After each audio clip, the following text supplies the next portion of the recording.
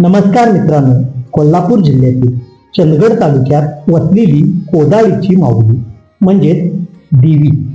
ही कोदाळी देवी ही या परिसरातील एक अत्यंत जागृत आणि श्रद्धास्थान मानले जाणारे एक देवस्थान.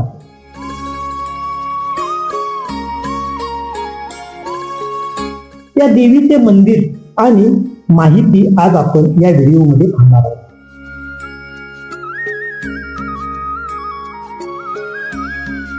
कोदाळी देवीला स्थानिक भाषेत माऊली किंवा कोदाळीची माऊली असे म्हटले जाते. माऊली म्हणजे आई. चंदगड आणि परिसरातील लोक तिला आपली कुलदेवी किंवा रक्षणकर्ती मानतात. कोकण आणि गोव्याच्या सीमेवर असल्याने म्हणजे अगदी तिलारी घाट उतरताना पहिले मंदिर तेच पाहायला मिळते. येथील मंदिर संस्कृतीवर कोकणी आणि गोव्याच्या माऊली परंपरेचा मोठा प्रभाव दिसून येतो. जागृत देवस्थान असे या देवीला मानले जाते. ही देवी भक्तांच्या हाकेला धावणारी आहे. जुन्या काळी जेव्हा या भागात घनदाट जंगल होते तेव्हा वाटसरू आणि ग्रामस्थांच्या रक्षणासाठी देवीचा आशीर्वाद घेतला जातो. मंदिर हे साध्या पण आकर्षक अशा कोकणी मराठा शैलीतील आहे. आजूबाजूला परिसर निसर्गरम्य असून डोंगराळ भागात वसलेले असल्याने याला एक वेगळे आध्यात्मिक महत्व आहे.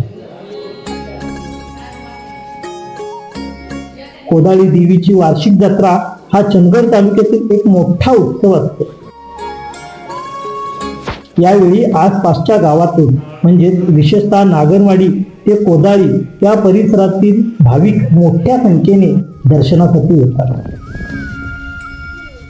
हे मंदिर केवळ धार्मिक श्रद्धेचे केंद्र नसून एक उत्तम पर्यटन स्थळही मानले जाते. पावसाळ्यात येथील हिरवळ आणि निसर्ग सौंदर्य पाहण्यासारखे आहे. जवळच जंगमहट्टी धरण आणि इतर निसर्गरम्य ठिकाणे असल्याने भाविक पर्यटनाचाही आनंद घेतात. कोदाळी गाव हे चंदगड पासून काही अंतरावर आहे. हे ठिकाण महाराष्ट्र, कर्नाटक आणि गोवा या 3 राज्यांच्या सीमावर्ती भागात येते.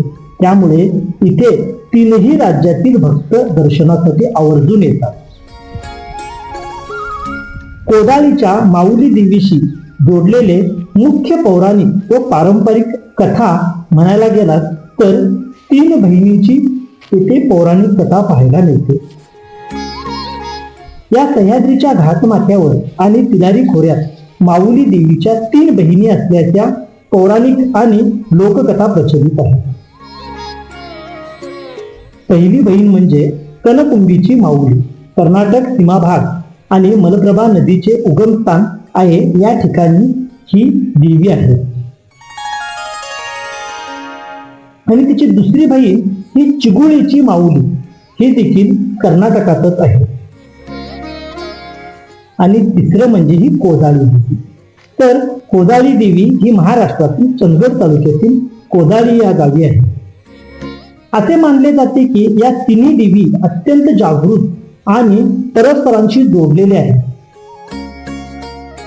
पूर्वीच्या काळी दुर्गम डोंगराळ भागात राहणाऱ्या या 3 बहिणींची सुट्टी होऊ नये म्हणून दर 12 वर्षांनी म्हणजे आता हे 12 वर्ष जे आहेत हे काही कारणामुळे यात काही वर्षाचा फरकही पडतो. या 3 माऊली देवींचा भव्य भेट सोहळा इकडे आयोजित केला जातो. कनकुंबी येथील धुळ्याच्या वरंड्याकडे आणि मलप्रभा नदीच्या पापनाशिनी घाटावर या देवींच्या पालख्या एकमेकांना भेटतात.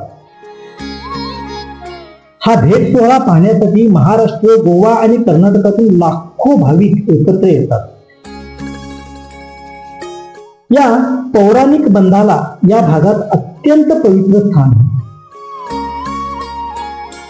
मलप्रभा नदी आणि निसर्ग उगम कथा पौराणिक संदर्भानुसार कनकुंबी आणि कोदाळी परिसर हा मलप्रभा आणि तिलारी नद्यांच्या पाण्याचा मुख्य उगम मानला जातो. माऊली मंदिराच्या एका बाजूने पाणी गोव्याकडे म्हणजेच महादई नदीकडे जाते, तर दुसऱ्या बाजूचे पाणी मलप्रभा नदीचा स्रोत बनते. दर 12 वर्षांनी जेव्हा गुरु ग्रह मकर राशीत प्रवेश करतो तेव्हा येथील तीर्थक्षेत्रातील पाणी अत्यंत पवित्र मानले जाते आणि या तिन्ही देवींच्या मूर्तींना या तीर्थात स्नान घातले जाते. या निसर्गरम्य आणि दुर्गम घाटात देवीने असुरांचा विनाशासाठी आणि स्थानिक लोकांच्या जसे की धनगर आणि स्थानिक गावकरी त्यांच्या रक्षणासाठी तिने अवतार घेतला, अशी ही पारंपरिक श्रद्धा आहे. दरवर्षी मार्च महिन्याच्या दरम्यान कोदाळी येथे माऊली देवीचा वार्षिक जत्रोत्सव मोठ्या उत्साहात साजरा होतो.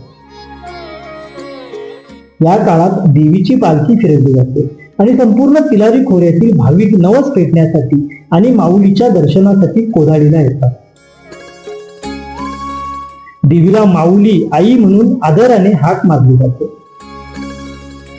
जी भक्तांची संकट धावून येते अशी लोकभावना आहे. चंदगड आणि तिलारी परिसरातील गड किल्ले जसे की जवळजवळ असलेला पारगड आणि येथील लोकसंस्कृतीशी या माऊली देवीचे ऋणानुबंध शेकडो वर्षापासून घट्ट जोडलेले आहे. तर नक्कीच मित्रांनो, या कोदाळी देवीचं, कोदाळी माऊलीचं दर्शन घेण्यासाठी आपण सर्वांनी या स्थळी भेट द्या आणि कोदाळी देवीचं दर्शन घ्या आणि हे मंदिरही पाहायला विसरू नका. धन्यवाद.